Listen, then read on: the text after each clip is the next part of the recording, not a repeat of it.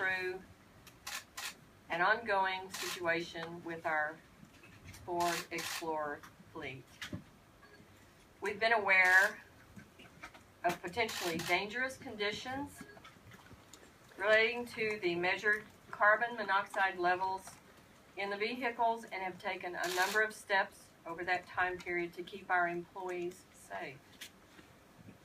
Unfortunately, the number and the severity of the cases has continued to grow, and I've made the decision that we need to remove these vehicles from service immediately. It's in the best interest of our employees to keep them safe as well as our community. My professional staff has come up with a plan that will ensure the continuity of service for the short term, and while we work with the manufacturer and federal safety agencies on a more permanent solution. I want to make sure that this decision is out of an abundance of caution at this point. As city manager, I have a responsibility to not only our employees to keep them safe, but also to the community. Now, I know you have questions.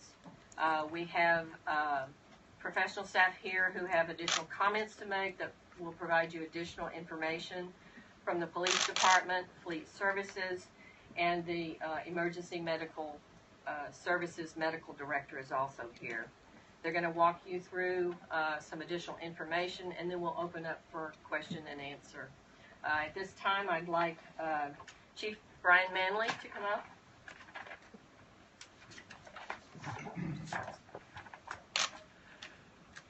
Good morning. As just stated by the city manager, the decision has been made that we're going to remove the Ford Explorer from the city's fleet, which comprises a large part of the APD patrol fleet, and we'll talk about that in a moment.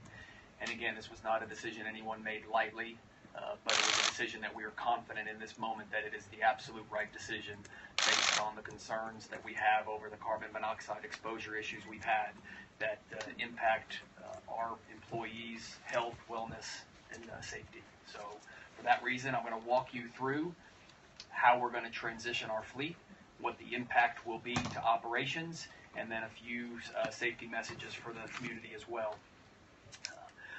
APD experienced our first issues with carbon monoxide back in February. We had 2 officers report carbon monoxide issues with their vehicles, and then that followed up in March where we had an APD sergeant that reportedly experienced a very significant issue and is still on to this day on a no-duty status based on that incident. That story, as you know, has been widely circulated in the media already, and in that particular instance, the vehicle that he was driving that night had already been turned in and had the technical safety bulletin procedures applied to that vehicle prior to his exposure. Since that time, we've continued to experience issues with carbon monoxide in the APD fleet. Over the past 5 months, we have had 62 workers' comp reports filed by officers for an exposure to carbon monoxide. Of that, 20 of those officers had a measurable level of carbon monoxide in their system when tested, and 3 of those are currently on a no-duty status due to their medical condition and treatment. Fleet Services, and they'll speak here momentarily, also had an employee that was impacted by this as well. To date today, we have pulled 73 of the Ford Explorer Interceptor vehicles from service based on either the alarms going off or a reported carbon monoxide issue in that vehicle. 69 of those are from the APD fleet, and the remaining are from other city departments. We have not been sitting idly by over these past many months as this problem has developed, but instead we have been working very actively towards solving it. The police department, Fleet Services, along with federal partners, NHTSA, the National Highway Traffic Safety Administration, along with Ford, have been here, as you all know, this week. But there are some specific things we did as soon as this problem began to show. The first thing we did back in March, we purchased carbon monoxide sticker detectors that we placed in each and every vehicle.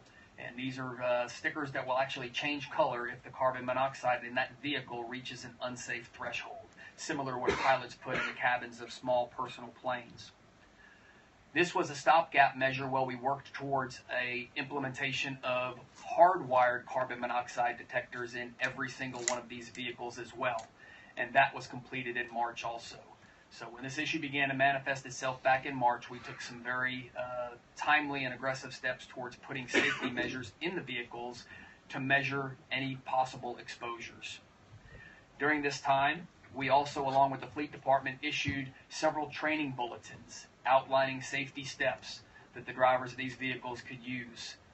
These included the avoid excessive idling, the recirculation on the air conditioner, just many different steps we outlined that our officers could do to avoid an exposure.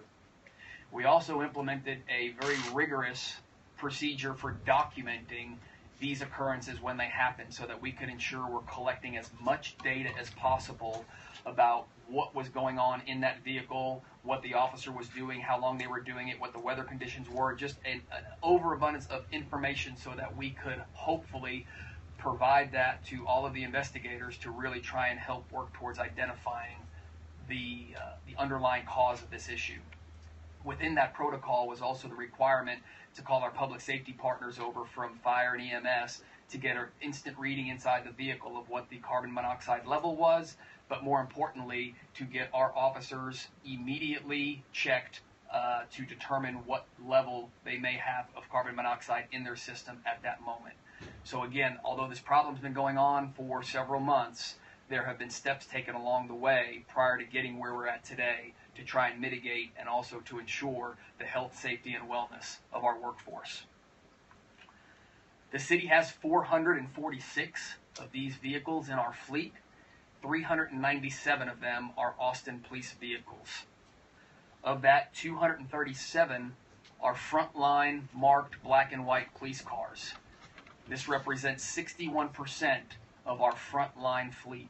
So this is a significant impact on the patrol vehicle that we use. The other 160 are spread throughout the department in other operations, whether it be support operations, investigative operations, and again, the 237 are on patrol. We're going to begin the process of switching these vehicles out tomorrow morning. And this is going to be a coordinated effort between the city's IT department, our fleet department, and the police department. There will be a team that will work through the different substations and will address each of these vehicles individually, removing the equipment that we need to remove before we store these vehicles. We're going to remove the items such as the shotguns or the in-car computers, the traffic cones, just things that we have in these vehicles. And then that vehicle will either be stored on site if that location has the capacity, or brought to an off-site storage location so that we can store these while we work through this issue. We're going to replace these vehicles with fully equipped, marked black and white units, many of which are already on patrol. As I said, 61% of the fleet was this utility interceptor, and then we've got a large number of the marked black and white Crown Victorias out there as well. But we're also going to have to pull Crown Victorias from other areas in the department. A great example, or probably the most impacted, will be our Highway Enforcement Command. Yeah. We've got a large fleet of Crown Victorias in our highway enforcement area, and we're going to have to pull those in to be a part of the solution.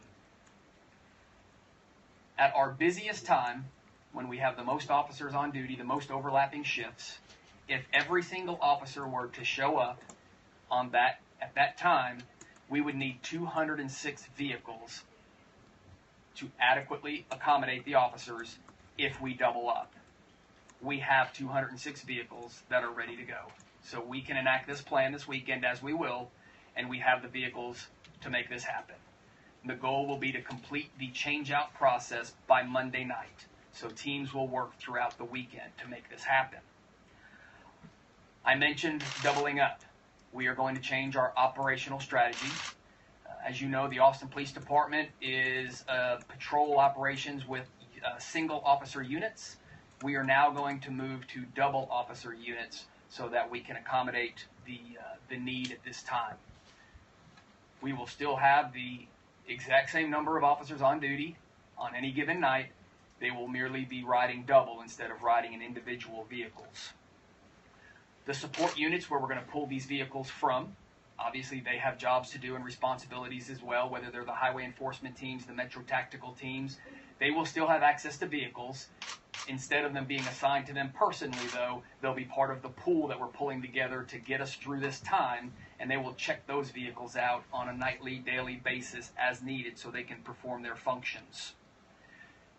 I want to emphasize, all frontline police vehicles will be pursuit rated and equipped with all necessary emergency equipment to do the job. Now, we also have police supervisors on the street around the clock, our corporals, sergeants, and lieutenants. They will be driving vehicles that we are going to pool together from around the department, vehicles such as either a Taurus or maybe a Crown Victoria, but they're not marked black and white vehicles. These vehicles are equipped with lights, sirens, and emergency package, and are also pursuit rated. However, only 8 of them have the in-car camera system.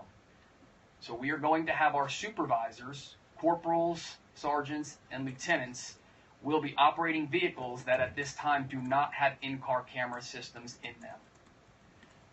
As this community is very well aware, we've been working towards a body-worn camera program for the past several years, and we are set to roll that camera program out in October. We had a plan to roll these cameras out that was going to go substation by substation.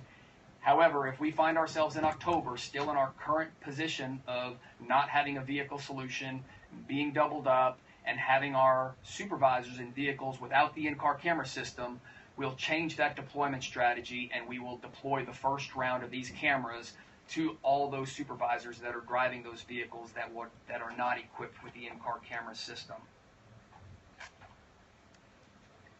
And I want to emphasize one more time, because I know this is a concern, every single vehicle that will be on the front line, to include the supervisor vehicles that I just spoke about, are pursuit rated, emergency equipped, capable of doing the job.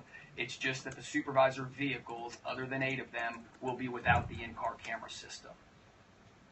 As we look towards the future, one of the things that we're working towards as well is increasing the number of vehicles that are available.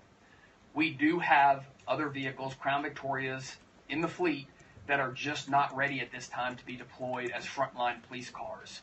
So working with our partners in the IT division, they're working to upfit these vehicles to put the necessary equipment in them so we can deploy them as frontline police cars as well to increase the availability of the fleet and to work ourselves back towards single officer units. Our capacity at this time is the ability to roll out 5 of these vehicles a week. So again, we're looking to increase the available fleet weekly through the work that we will do with our partners in the IT and the Make Ready shop. I think that there's some concerns in the community, and I want to address some of those right away. First of all, there'll be a concern that we're going to see a spike in crime. I want to remind what I mentioned earlier, that we will have the exact same number of officers on duty every single night. However, they will be doubled up. We frequently say that a deterrent of crime is a visible police presence. So yes, there will be less of a police presence because we will be doubled up and we will have fewer marked units out there. But for those criminals that might think this is an opportunity to take advantage of the circumstances that we're in, remember, we now have a whole fleet of unmarked vehicles that are equipped with the emergency lights and all of that will be out in the community as well, on patrol, that are not readily identifiable as police cars. So I think that that's important to note. We are going to track very closely our response times. Obviously, having officers doubled up may have an impact on our response times. We're fortunate that we have invested over the years, and the city has funded us for a lot of technology that has allowed us to do some really strong analytics and data-driven policing. and we're going to pay attention to that data as we work ourselves through this situation. We're going to look